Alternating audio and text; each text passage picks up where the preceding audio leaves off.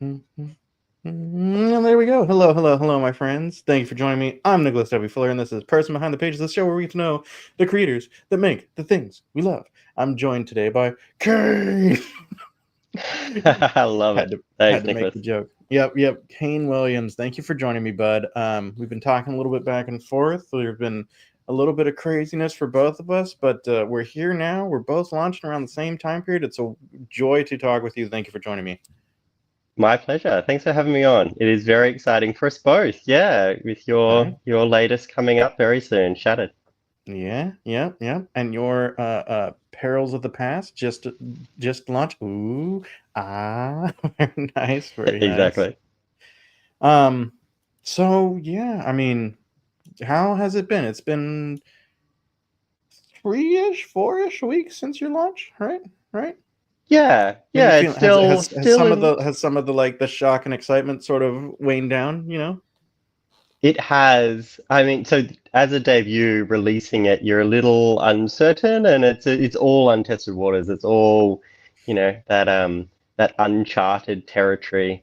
And so there was a bit of shock. There was a bit of unknown, but it's been really lovely. The support from our book community has been fantastic.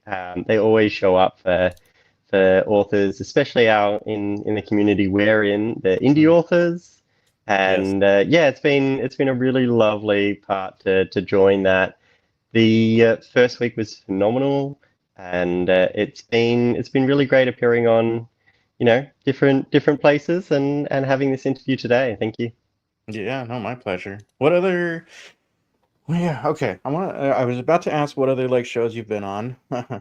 Biblio says, "Let's go." Love it. Good to see you, bud. Cheers, man. Um, so I want to ask that. I also want to kind of talk a little bit more about kind of your experience launching your debut, and then I want to talk a little bit about the book itself a little bit and hear a little bit more about your pitch, and then of course I've got to hear about skydiving out of a helicopter sometime tonight. We need to have that story, Kane. You do, especially because you teased it on social media and it's in the Right? thumbnail. So we will get there. We will get Yes. there. Yes. Thank you guys for showing. Oh my gosh, Bo. Both here. Bo. When did he add like his little pictures? I think him with the little Penelope dog. That's so adorable, Bo. I'm Very. very nice. All right. Yeah. So. Shoot. What was the one thing that I was about to just ask you? Um. Not.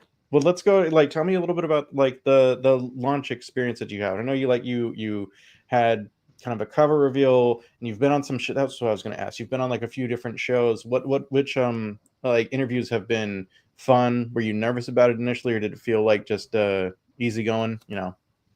Yeah, no, great question. So the marketing experience kind of started quite early. So cover reveal happened in January. And so Patrick Leo was, I mean, what a name, right? Patrick Leo was kind enough to do that, and that was fantastic. So that was in January, and then Fanfi Addict was gracious enough to do. So the novel includes a number. So Anderson from Design Unlikely, I'll give him a plug, has done the cover, and then inside there are three full-page internals, one double. Um, and then two others. And so Vampire Addict was kind enough to release the internal art as a Mm, as a teaser for the novel.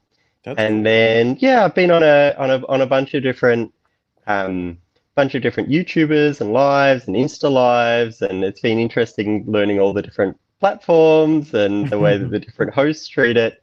The first one, the first one, I was exceptionally nervous, partly because I mean, I don't want to categorize too many authors, but myself, I'll talk from my experience. Myself, I'm an introvert and I love, reading and I love writing, obviously, except that so being on an interview, especially live, where you know that, the world is watching, so to speak, and there's no kind of delete button. You can't rewrite this scene 5 times. You can't. Anyway, there was some trepidation, especially in the first one. And so that was with J.A. Bryden on Insta Live. And I'll give him a shout out. The podcast just dropped. So that dropped this morning. And so it was pre-recorded. That was my Oh, first pre-recorded one. We recorded that about a week ago. I think I just And saw you post about that, and I think it was you and like a couple others, and you were like, if you want your fix of Australian accents, come check this out. Is that yes, the one? yes. So J.A. Bryden's a fellow Aussie, also from Sydney. Nice. And Ryan who's the co-host there, also an Aussie. So yes, if you want three different types of Aussie accents, join that one. So the Insta Live one of that, I was quite nervous. It was interesting. Once I was through it, I was like, that wasn't as scary as what I thought it was going to be, right? And I think you would have. How about you from your experience when you started versus now? Now you're a well-oiled machine. How about when you started? Well, so when I started doing author interviews, being on this side, the very first ones were with like friends that are still working on stuff, and so that just felt like talking with a friend, right? But then one of my first pre-recorded recordings was Travis Baldry. He's now New York Times bestselling author of Legends and Lattes, and he's an He audiobook. certainly is. What a name. Yes. Yeah. And that one I was a little nervous for, in part because it was like one of the first ones, but also because a little like, I mean, I was that one. I was a little starstruck, you know. I've been like listening to his audiobooks and everything, and I just finished listening to or reading Legends and Lattes. Actually, I did the audiobook for Legends and Lattes because I knew he was a good audiobook narrator, and He is amazing. Right in the book, yeah. he even sings a part in Legends and Lattes, and I was like, can this man just do everything? This is too incredible. talented. Too talented. Plus, he used to be a game developer, and for a short while, I was thinking that was the career I wanted to go into. So that was kind of fun to talk to him about. Also, Anyway, since then, I've done between my channel and like some other channels and stuff that I've been on, I've done like 100 interviews. Wow. So right, it's pretty chill now, and I enjoy it a lot. I think it's a really fun way to meet folks like you and have a conversation with you that I might not necessarily otherwise have, and I get to talk with people from all over the world. I talked with Kareem the other week from Egypt. Yeah, I saw that. Right, that was neat. And it's funny though. You mentioned like a little trepidation about doing live, and I get that, but like for the interviews, I've gotten to the point where I much prefer live because one, I do think it's fun to talk with the chat a little bit. Yes, you can jump out of a helicopter. Yeah, we will talk about this. and two, like I actually like the fact that like it's off the cuff, and I don't need to be worried about editing because I can't edit. You know what I mean? Like it's not going to be like a black hole of trying to pursue a perfect one because it's not possible. You know? There's something quite personal about joining two people while they're having the conversation right in the midst of that. Yeah. There is, I mean, the pre-recorded is amazing, but there is something about the fact that it could be edited, or the fact that, you're watching something that's already taken place. Right. There's something maybe slightly more intimate about that live setting in this type of a thing, where it's a podcast or something like Jay Bryden's and Ryan's. I think it's quite, makes a lot of sense to tinker with, to cut, certain portions out, or to, really polish the stone before you, you start listening to it, and make sure you've got the audio quality perfect. So, yeah, I think different mediums and approaches, but there's something lovely about being live. Yeah. I completely agree with everything you're saying. Despite all that, I might go more to pre-recorded in the future, but like that sort of remains to be seen. We'll see. But it also depends on, I know some people do a mix where the pre-recorded is like, I'm about to go overseas for 3 weeks, let me just smash out 10 interviews, and then let me drop those every 4 days, so that it doesn't look like I've dropped off the face of the world, kind of thing. Right. I've done that like once or twice before, where I batched a bunch. That's that path lies burnout, at least for me, you know? Yeah, it'd be a lot of work. Yeah. Yeah. But yeah, I think I found for now, like the happy medium of like one a week, you know, that's good. That's good. But Perfect. so yeah, so you went on a few shows that kind of felt nervous a little bit, but it felt good. The cover reveal went very well, and you got, Patrick and other folks, and of course, yeah, this wonderful indie author community, and everyone's been sharing and supportive, which is great. Was there anything about like your launch? I mean, I suspect that there are things that surprised you. So what was one thing that like you were like, oh, this was maybe better than I could have hoped for, and one thing that was like, that was a hurdle I wasn't expecting. So a hurdle I wasn't expecting is something that worked better. Yeah. Okay. Great. Um, Something that worked better. Okay, so first things that come to mind, the the process of, I guess, kind of doing the launch was in terms of it's a little bit like stepping through a partly lit cave and where Mm. you're both discovering wonders and dangers at the same time. And so you're like, oh, look at this. And you're like, oh, step around that, avoid that. And so I think this launch has been part of like every launch, I'm sure, but especially a debut has been part of all those ups and downs where you're reaching out to people and you get that acceptance email and they're like, I'd love to chat with you. I'd love you to come on. I'd love to share that cover. I'd love to, whatever it is. Hmm. And so there is certainly that, or so many highs with all of that. But then there's also a lot of people who are, they're getting spammed by bots. They're getting, they're under the weather. They've got 500 other commitments. They've already, everyone's TBRs in this community is off the Yes. chart. And so you're like, oh, would you like an ARC copy? And they're like, I would have taken it last month. And you're like, oh, why didn't I Yeah. approach you then? Yeah. Yeah. Or they're like, oh, someone just reached out to me this morning to, post next week.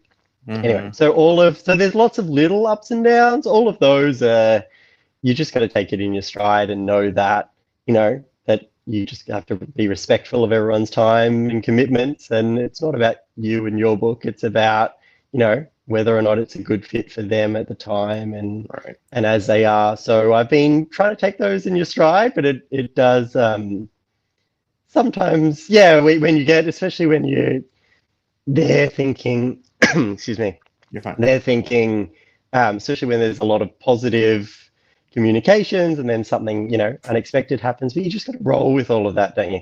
Right. So Right. um, I think that was a very high level answer about the ups and downs. I should No, it's probably get into probably the highlight probably was that start. Like when you watch, I mean, I've watched your content for ages, but I found Patrick Leo early, really early in my kind of author journey, and to get hmm someone that you've followed pretty much from the inception, right? He got me Yeah. into BookTube Yeah. like 4 years ago or so. Yeah. And so when you get someone like that, who also, like, that was the very first time. It's a little different when I approach you or something, and you might have Sure. seen someone like Patrick Leo posted, or you might have seen maybe on Vampire Addict, or you might have Sure. seen like an interview with Bearded Book Beast, or anyway, like one of those somewhere you're like, okay, he has some credibility, but Patrick Leo kind of took a chance on me when I was a complete nobody. Like you Right. might have seen me like or repost his stuff, maybe, but that happens to, gets like Yes. 10,000 likes or something and Yeah. Yeah. like 100 reposts. Like I don't know if he actually Right. knew me at that time. So I totally yeah, get you. Like only yeah. only Petrick could sell thousands of dollars of bookmarks on Kickstarter, you know? They were amazing though. They Did you were cool. see? Did you see Yes. his dog? Like, Oh my, yes, yes. yes, the special edition bookmarks Yeah. looked Yeah. awesome. Right? No. Yeah, yeah. I 100% get that. Like, and I remember too, like feeling again, like when I reached out to Travis Baldree to talk with him, and also Mary Robinette Kowal. I don't know if you know, but she's a sci-fi author. She's one of the co-hosts on Writing Excuses podcast that used to have Brandon Sanderson. Like, I reached out to both of them and I was like, "Hey, I'm starting this. Do you want to? Can I talk with you?" And both of them were like, Yes. "Sure." And I was like, "Really?" You know? right? It's So it's like, huge. Yeah, when someone takes a yeah, chance on you and they're like, they put your face that way, yeah, it's such a rewarding experience. yeah, yeah. That's cool. That's good. Yeah, man. Like I mean, bookish people are good people. It's a wonderful thing. It's a wonderful thing. It's a great community. It's a great community. Yep. So let's talk a little bit about Perils of the Past, my friend. So like my first, I want to hear a pitch. But before even that, it's a Yes. standalone, right? It is a standalone. It is a standalone. There's a potential I could return to the world or the characters at some point. The Mm-hmm, mm-hmm, characters are, 20 or something year olds. mm-hmm, So, and there's three POV characters. And there is, if the book goes for, let's say, a duration of 2 months or so, it doesn't span years. Like this is a mm-hmm. quite compact series, quite compact kind of quest for a cure. And so if it spans 2 months and if they started at 20, they're still 20, right? So I want to give some hints as to what lies ahead. They've certainly got well, for those characters that live, I won't, if and if Oh, if oh, they do oh. survive, we'll drop that little. No, it's not a grimdark, so you can expect a number of characters to live on, but No, it no is Eddard in Stark that, beheadings, huh? yeah. At least, Um, yeah. oh, sorry. No, no, no. But At least not too many Eddard Stark beheadings. Yeah, cool. yes, no, no, no, certainly not. I love a good curveball, and growing up, loved movies like Die Hard, for example, and they kill off half the characters in that movie. But it's not grimdark in any way, shape, or form, right? There's the comedy and even the way that the action is done. So yeah, there's a lot of baddies that don't make it through, but I think I'd kind of Mm-hmm. contrast it in that this one, I'd like to say that there's a few more shades of grey within the characters. I guess there's a clearly Nice. I guess a more a good bad contrast going on there, right? Yeah, And I've tried to have capture that kind of complexity of humanity. I love it. So I feel like a lot of new authors kind of want to jump into like a series right out the gate, and I think like sometimes it's smart, sometimes it's not. I think it might have been wise to go do a standalone. What kind of made you want to take that approach with the debut? I didn't make a tactical decision either way. So it Okay. it was just it was the book that I was It, dreaming about when I was like 14. okay. It Nice. was so this like I had the image of Antana on the cover, my main Nice. character. So she's one of three, but she has about 50% of the book. The others share about a quarter each. And so I had the image of her with the sword on the top of a mountain in my head at that age. The Mm-hmm. story has the story dramatically like other than her name and her holding a sword and her on a mountain. That Yeah. that's about it that remains from the 14-year-old me. I mean, that's fair, But right? yeah, oh look, it's for any readers out there, it's a good thing. It's certainly like Yeah. the book I had in my hand at that age is not. Yeah. I wasn't ready to write it. I wasn't ready to tell it. I didn't have the skills. I wasn't invested in the craft. I wasn't a member of the community. None of that at that age. Nor was it in my 20s. I had dreams of writing it in my 20s. Mm-hmm. Mm-hmm. But no, I wasn't ready either during then, and so it's about 4 years ago that I sat down to write it in earnest, and it was always a complete novel in my head. Mm-hmm. So, But but yeah, pros and cons either way. I mean, if you get a banger to start off, then a series is amazing. And I mean, you've had Ryan Sheffington on recently who talked about his plans to revisit book one so that he mm, could, have it up to now with everything that he learnt writing that and writing book two, and to right, have that in that consistency so that he can produce that, deluxe level omnibus. right, So right. Yep. yeah, no, I think pros and cons each way. But my main thing would be follow the book that's in your heart that you're really dreaming on writing. And for me, that was a complete story where you can read it, feel satisfied, and where Nice. it's possible I might return, but I've got something else in mind for my next one.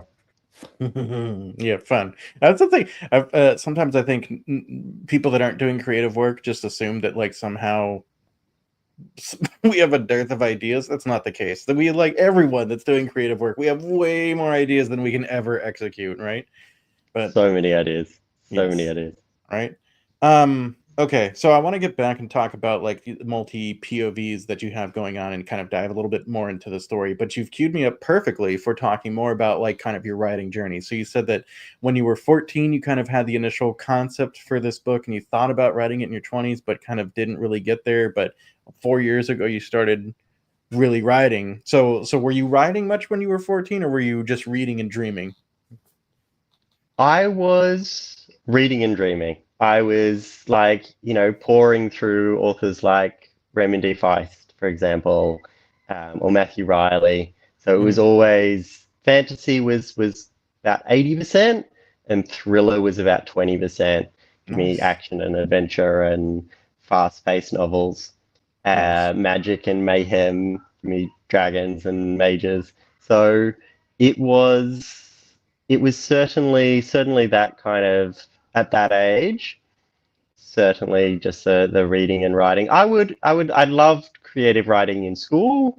English was one of my favorite subjects. I might, pen a short story on a weekend kind of thing, but I was pretty busy with, I was on the soccer pitch a lot and I don't know. There's always seemed so you I wasn't. I mean, now you look at life and you're like between work and all the life admin, it takes up such a chunk of time. But even Yeah, without that, at that age, it was always one thing or the other. So sure. no, it wasn't. It wasn't. I wasn't ready, and Yeah. I was too keen on like 100 other things, right? Like going out with your Fair. friends, Fair. or Yeah. you know, going away on holidays, or whatever it was at that time.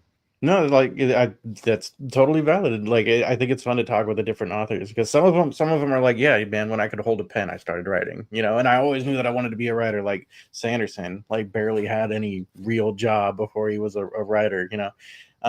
But then other folks are like, I've talked to a number of people that are like, yeah, I've read a lot and didn't really think about writing until like COVID, or actually Kareem said not until like the Arab Spring and he was on a lockdown and he started like actually writing and he's like, this is kind of fun. you know that was Yeah, that interesting the way it happened. So 4 years ago, that's when you started working on this, I think, right? So what was it kind of it the was. impetus there for you? Uh, I think it was just that time where I was very focused in in my early teenage years. Oh, sorry, in my early 20s on my studies. And then I was very focused once I got my first job to kind of start rising through ranks and to do really well at work. And then I felt like I was very either academically or career focused for about the first decade or two. Like it depends on when you start counting, right? But I had that focus that meant that a lot of other things were like writing a novel, for example, was secondary or was a I'll get to that, or it just wasn't high enough up my priorities and it wasn't burning brightly enough at that point.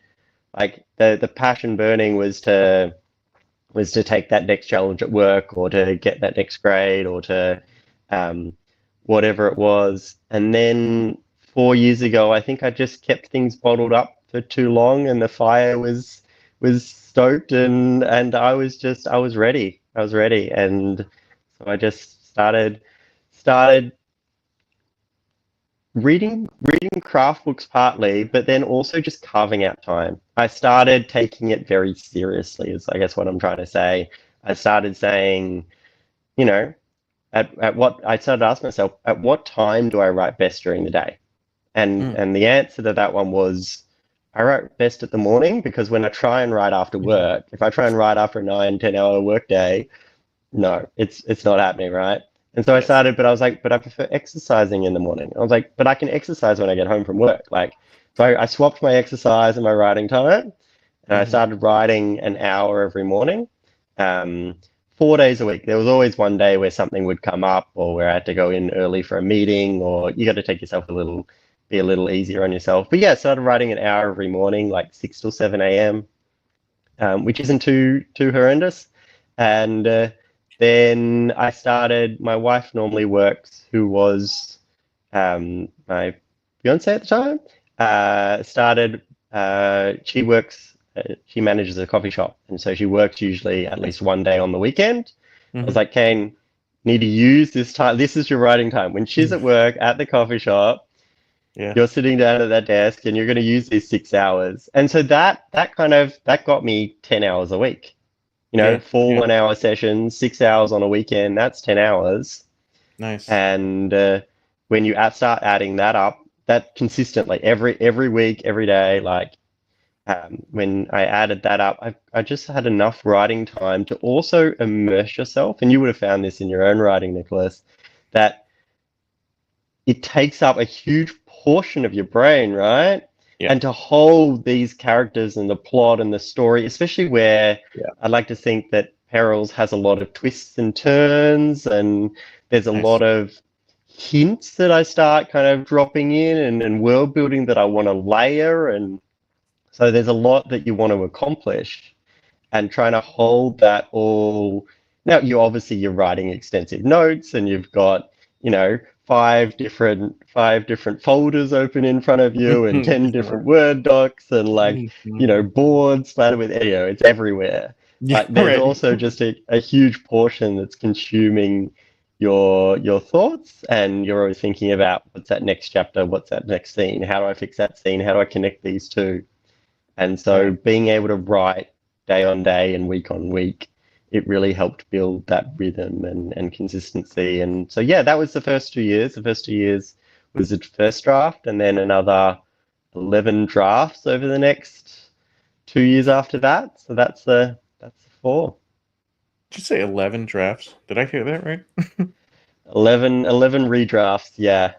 Man, like, So not kudos. full rewrites, not No, full no, no. rewrites. We're talking about like, I'd count a draft being substantial edits. So Yeah. it could have been, you know, rearranging. I had with 3 POV characters, I had a number of drafts where I would swap the or just try to find that right order to introduce, because the world for Perils is unique. It's not Earth. It's Earth-like in a number of respects, but it's a far cry. It's not medieval Europe, for example. Although I love, you know, I just talked about Feist and his writing. There's so many great books based on medieval Europe, but it's not medieval Europe. There's very few actual real world animals in it. There's no horses. There's like the dogs are not dogs as we, you know, there's not a dog breed that you would recognize on Earth and then that's in this book. So then same for the plant species. And Wow. so there was a lot of that world building. Yeah. Yeah, and I could see how, yeah, that takes time to kind of get right. I wrote in, I'm not sure if it was this book, Shattered, or the next, but that someone was, I think I wrote courageous like a lion. Either that or going into the lion's den. I can't remember which one, but regardless, my writing group that I meet with once a week was like, oh, there's lions in this world? And I'm like, well, I didn't even think about that. Now I have to think about that, you know? Like, I could see how that could take some work and some drafts to kind of get that part of it right when you're trying to make it this whole secondary fantasy. Yeah. Yeah. No, it's really interesting with the language, both in that, I mean, when you get really deep in it, each of the characters needs to have a different look and feel. And so, so for example, when I was talking like Kel, who's my other lead character, so I have Antana, my warrior, on the front cover. I have Kel, my seer, who sees into the future, of course, and then I have Xanth, my mage. And so Kel he comes from a lake island, as in an island on a lake. And so his people all have webbed fingers and webbed toes. They're often in that lake swimming. And he associates a lot of things with water, as you would growing up by the lake, right? Yeah. And so when I'm like, you know, courageous like a lion, I'm looking for those. Not everything needs to be water based with him, but a number of things are. So I'm looking for something where he would view it with his history and his pastime through that lens. And the same thing for Antana. Antana's not going to make a lake-based analogy or a lake-based association with something, she's going to um, draw something mountain-based or based on her training, or she's going to see someone fight and comment on their poor footwork that they haven't spent the last 10 years mastering, right? And Right. so, yeah, it's certainly about finding that fit within the world, as you say, and Hmm. then also finding the way that those point of view characters would, view it and writing it from their kind of that deep POV, at least in this one. Love it. Yeah, yeah. That's one of the things too in like my writing where like you think of like how am I going to make this character feel unique and interesting and like there's always something that you can find somewhere. I like that. And I like the way that you're kind of drawing on where they're from and building that into their language and the way they see the world. Top tier. Good stuff. So we've got like warrior, we've got Yeah, seer that sees into the yeah. future. What's the third POV character kind of archetype Xant here? is my mage, so Ah. he's probably the most powerful of the three, except that he also has the most powerful adversary. So Oh, okay. you want I like those movies where at the start you've got your character, they've got someone that they're either up against that they know or don't know that they're up against. They've got that adversary. And if your character can beat their adversary at the very start of the novel, why don't they just do that, right? Like at the start of that movie. But I prefer them to either learn something, discover something, especially go on like an internal character arc or a journey, and then do something at the end of the novel that they couldn't do at the start. Right, And right. so, yeah, that's Xanth. He also has he's also going on that kind of journey. That's fun. That's fun. And like, so we've got lake, we've got mountains. Where does Zeth is it? Xanth. So yeah, Zeth. so he and Tana were born in the same place. They were both Okay. born in a crater. So imagine Oh. like a meteor coming. There's a couple of different explanations in the book. They're not too sure, but Hmm. imagine a meteor coming down, hitting the Earth, leaving this big like volcanic crater. Um, and the people have built their homes in the crater walls, so in the inside of that crater. Now, each of those locations, you might be drawing some links there. Each of those locations are quite defensible, right? You've got an island in the middle of a lake. You've got a Sure. temple on the top of a mountain, and you've got people, on the inside of the crater, not the outside, on the inside of the crater who have built their homes Hmm. in its walls. And so those are naturally defensible positions. And the reason is because the creatures in this world are, for the most part, terrifying. And I love thinking about humanity like if humanity was in the dinosaur age, for example, we're not the most dominant. Take away our technology. We're, Right. we're lunch, right? We're breakfast. Right. We're a snack. Right. We're Right. we're not going to be the most dominant until we discover our tools and our tech Sure. and we start getting ballistas or whatever we're going to use against a Right. T-Rex, right? Yeah. Yeah. Um, we're not the most dominant species. And so that's similar here, where humanity hasn't taken over the world, taken over all of the continents. It Right. is surviving in small, naturally defensible pockets effectively. And it's going out. I mean, when the people of the crater go out to hunt, they go out with a full hunting party, a Hmm. mage and the most experienced hunters with the best weapons and the best armor. They go out for a short period, find prey, bring it back, and that's the extent of it, right? Hmm. And Hmm. so humanity is it's not it's not necessarily struggling in that it's within those areas it's quite Yeah. Yeah. safe, but it's not exactly thriving, right? It's not, the population's not swelling, it's not expanding from town to town. There's not roads covering the face of this Yeah. because there's very few places where they can go that Yeah. they're actually going to survive. Interesting. All right. I like it. I like it. That sounds like a fun dynamic too, with that kind of character growth of kind of learning and developing and being able to take on adversaries that you weren't able to in the beginning. Are you familiar with the like subgenre of called progression fantasy? Have you heard of that before? I have heard of it. Yeah. Okay, would you call yours a progression fantasy, or is it not quite? Uh, I'm Not nice. not. Okay, all I'm right. not like so. The words that come to my mind is so obviously we're in epic fantasy or high fantasy. The progression I've seen it talked about in a couple of different ways. I don't Mm-hmm. see it as neat and tidy as some of the other, like, this one's, I would also say, is more sword and sorcery, uh, in Sure, in sure, many sure. respects. It doesn't entirely fit that genre in that it depends on, like, I've seen two different definitions and it meets one and it slightly misses out on the other, right? Right, of course. Um, so I've seen a couple of different definitions for progression fantasy. Okay. I'm not. I think there's a number of points at where yes, you could see it, but I think it's a few other people would be like, no, I'm not sure it quite fits that bucket.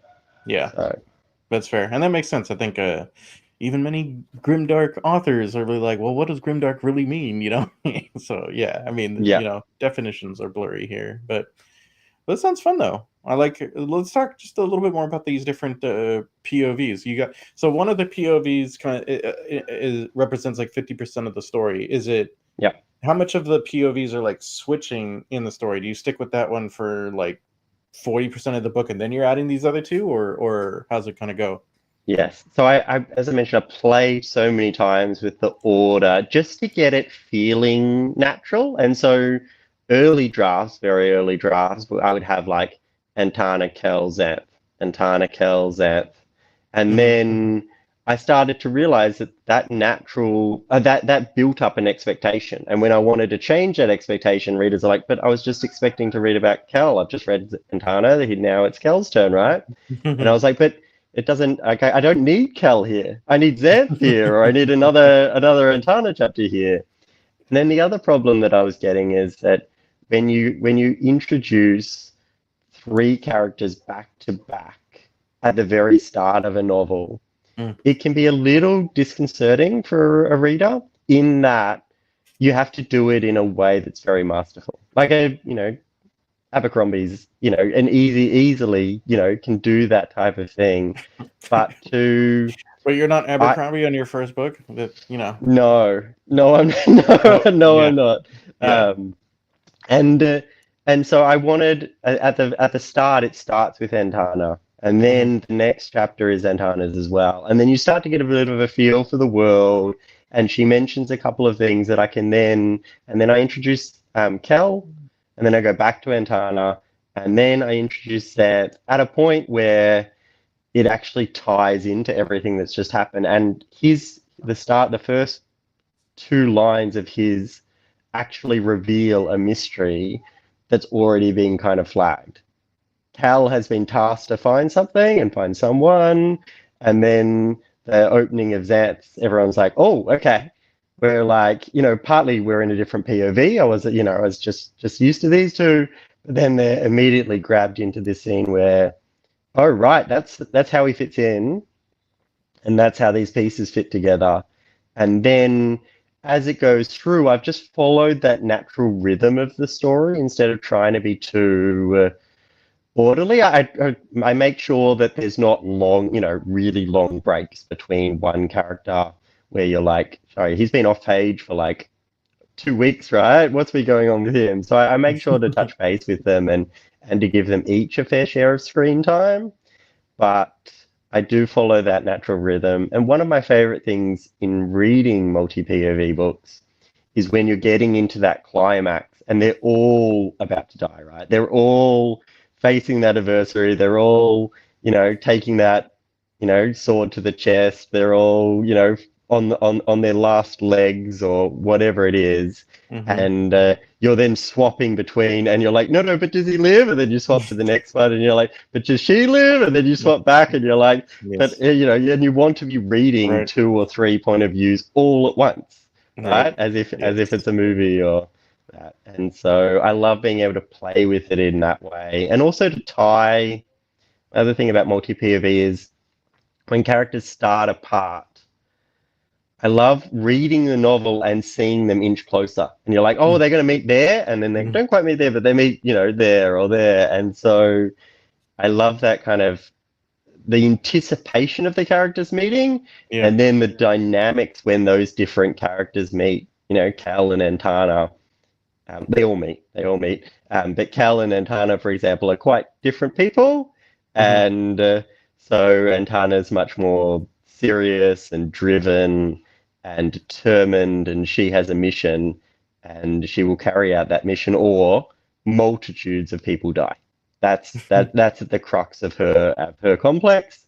Cal is also in a very difficult situation with respect to his master and the head of the Lake Island, but he is not overly a serious character, and in fact, I love action movies where there is that comic relief, even and novels where you're reading something that's really heavy, and then Abercrombie will throw in an awesome joke, and you just feel like it just completely changes your mood and changes your reading experience. And so Cal is not all the time. He has to deal with some very serious things, but he injects that lightness, that comic relief, and so when the two of them meet, it is that interesting experience. Nice. Kane, you're pitching your book like a master, my friend. This sounds really fun. This sounds like Thank you. Yeah, I like it. I have to take a look. I think. Please, yeah. Well, okay. So we've talked a ton about the book, which is fun. I'd like to talk a little bit about you also. So, Kane, first of all, can you tell the audience about your favorite movie, and please use as many V words as possible?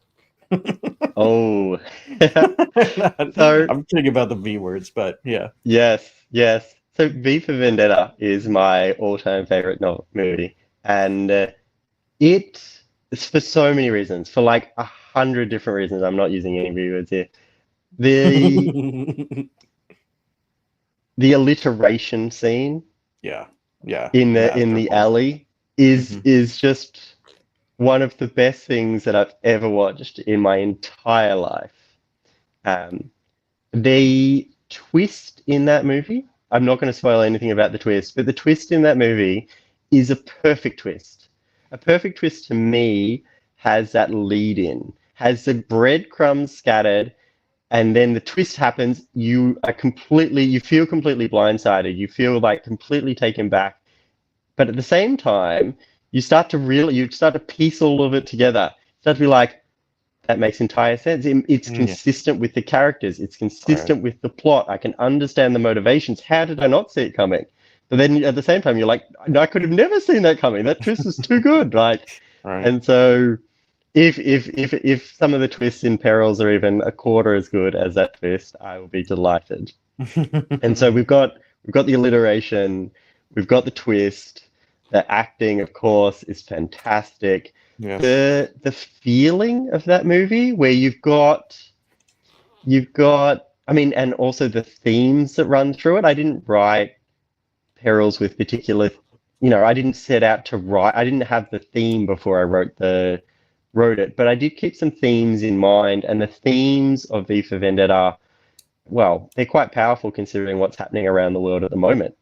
I might say, I don't want to get too political here, but or drag the mood down by talking real world stuff. But yes, I think it's quite a powerful movie in that way.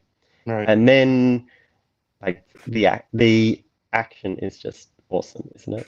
So it's got all of the characteristics, and it's also just feels like something that I haven't. There's not too many movies where I can say, like I said Die Hard, I love Die Hard, right? But you could put 10 other movies beside it, and you could say these are all like, if you love Die Hard, I can guarantee that you will love these 10. Right. I'm not sure I can do the same thing for V for Vendetta. I can certainly point out a whole bunch of movies I think you might like. Yeah. But some people love V for Vendetta for the themes. Other people love it for the action. Some people like Right. it for the acting, and each of them, it has a different feel, and it's just Right. a magical combination in my mind.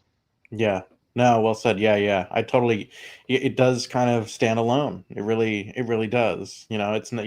Yeah, not like Die Hard where it feels like there's 10 pseudo clones, right? Yeah, yeah.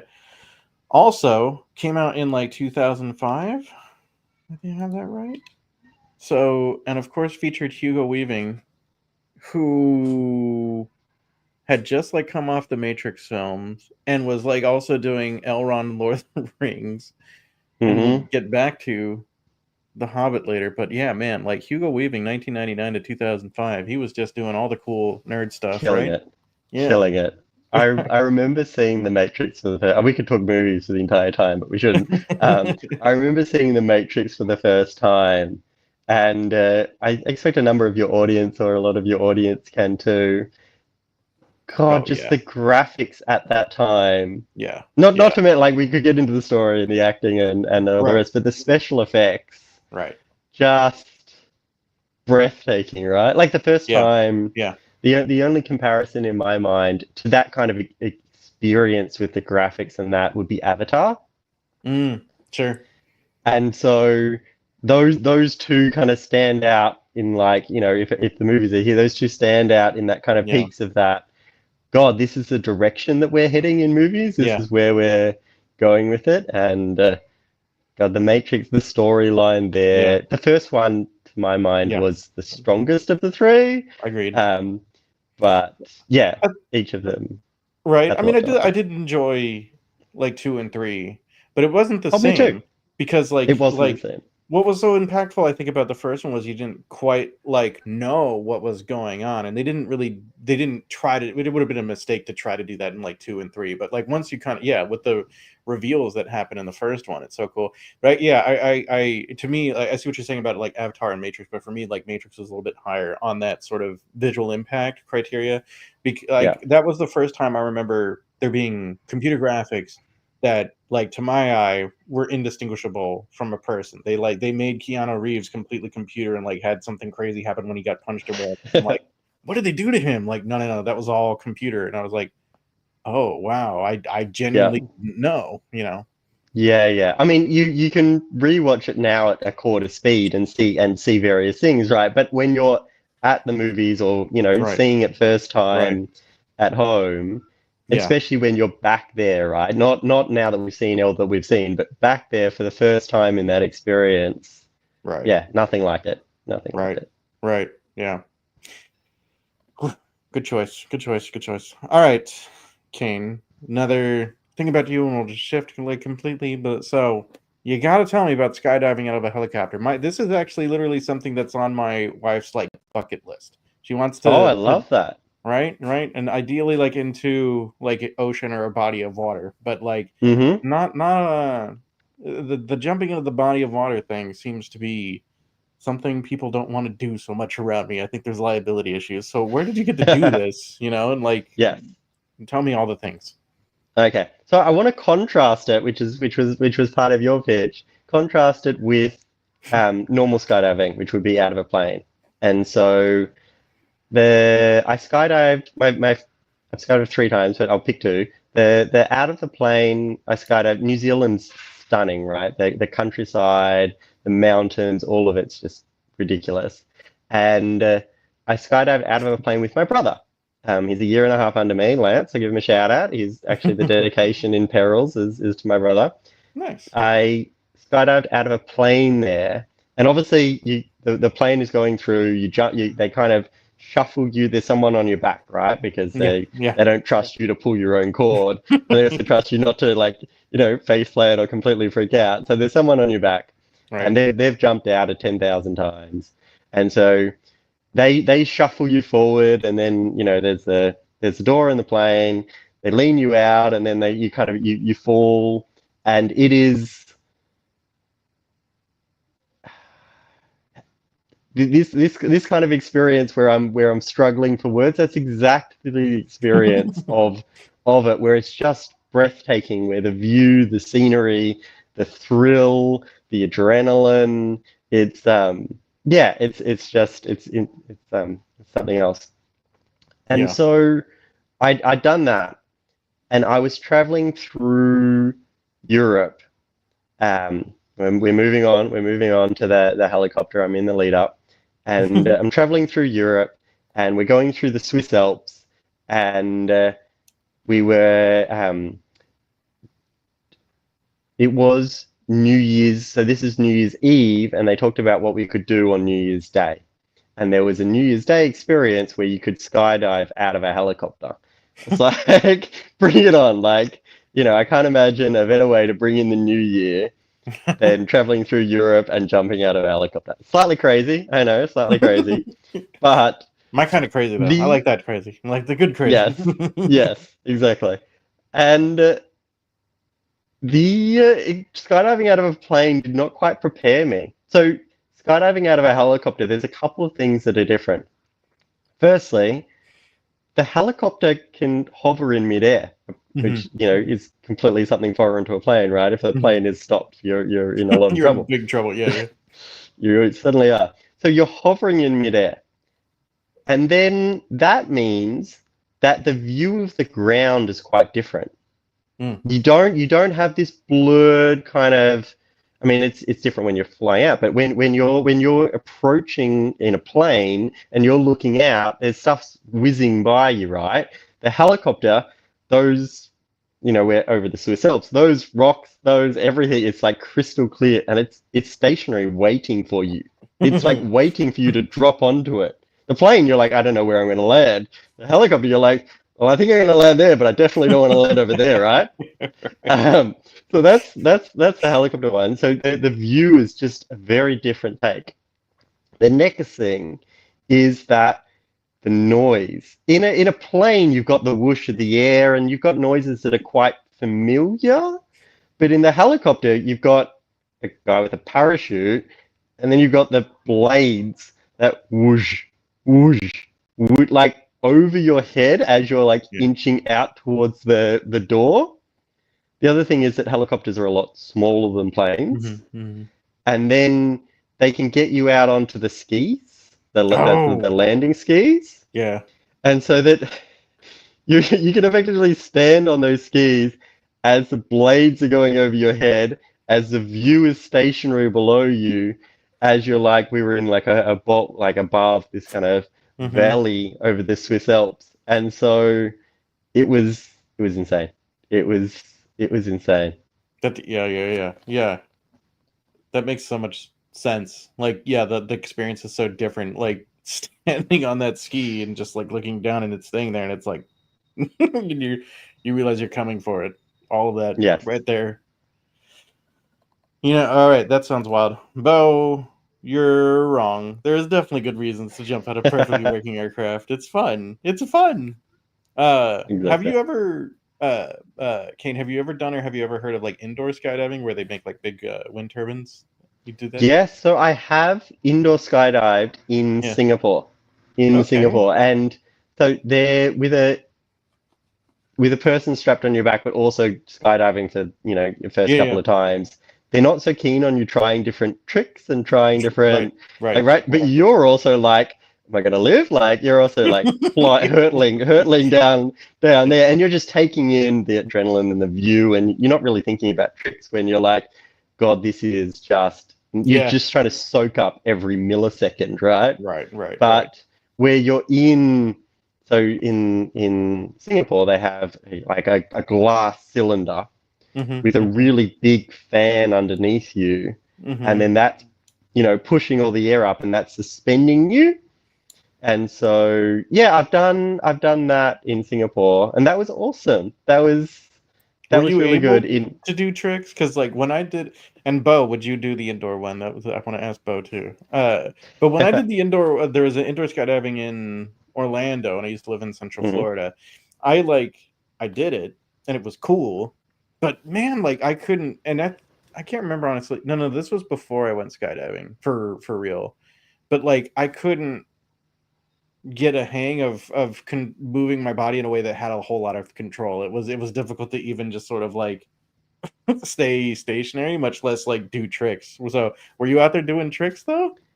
I wasn't doing anything impressive, to be honest, but I did. So I went the first time I was completely hopeless, but I went a couple like they have where you can get like, do you want to A do few it twice or multiple do you want to do yeah, it yeah, yeah. 3 times or 5 times? And then by that end portion, I was, if you decrease your surface area, you're obviously coming close to the fan. If you expand your surface area, and so I was going up and Right, down in the right, flow and side to right. side, and then pulling Nice. certain. I wasn't doing somersaults or anything like that, but I But you was. had some control. Yeah. They Yeah. started teaching me also some minor tricks about, That's making cool. certain shapes or putting legs in certain directions or touching. Anyway, so yeah, I'd started doing some basic ones, but nothing. I wasn't doing triple somersaults and then coming out into perfect form. Not yet. I'm a bit like some people do that, which just blows my mind. And there's like it's like a sport now. It's almost like synchronized swimming, but you'll get like 4 people in them at once, and they do like a routine, and like that sort of stuff blows my mind. And like I just think like humans are amazing when I see that sort of thing, because one, like the Well, yeah, ability to kind of control their body, but then two, like this would never exist without the technology. yeah, Kind of brilliant. Yeah. Anyway, absolutely. well, Kane, I think that's a pretty good place to kind of wrap things up. Where can people, first of all, like find and follow you online and check out perils and all that good stuff? Yeah. So the easiest place is probably through the website. So kanew.au. AU for Australia, Kane Williams. So w.au, and that'll have there's all my social media links at the bottom. I'm on Twitter and Insta and the like, pretty much everything other than TikTok. And there's the book is available in a number of places, but if you like Amazon, you'll certainly find it there. There's also I also use Ingram Sparks, and so it's available through a wide range of places in paperback, hardcover, and ebook. Thanks Nice. for having me on, Nicholas. This has been awesome. My pleasure. No, it's been a delight to chat with you, sir. I appreciate it. So, thank you, Kane. Thank you, Bo and Bibliotheory and everyone else in the chat that's been here today. Anyone that watches later. One more thing. Bo would do the indoor stuff. What? One of those Simpsons. You're not going up there. Yeah. Right. Yep. Okay, we look forward to pictures, Bo. Yeah. We got it. Bo, we need to make this happen one day. All right. Thank you all for watching. Kane, thanks again for being here. If no one has told you today, Kane, everyone else, you're an absolute legend.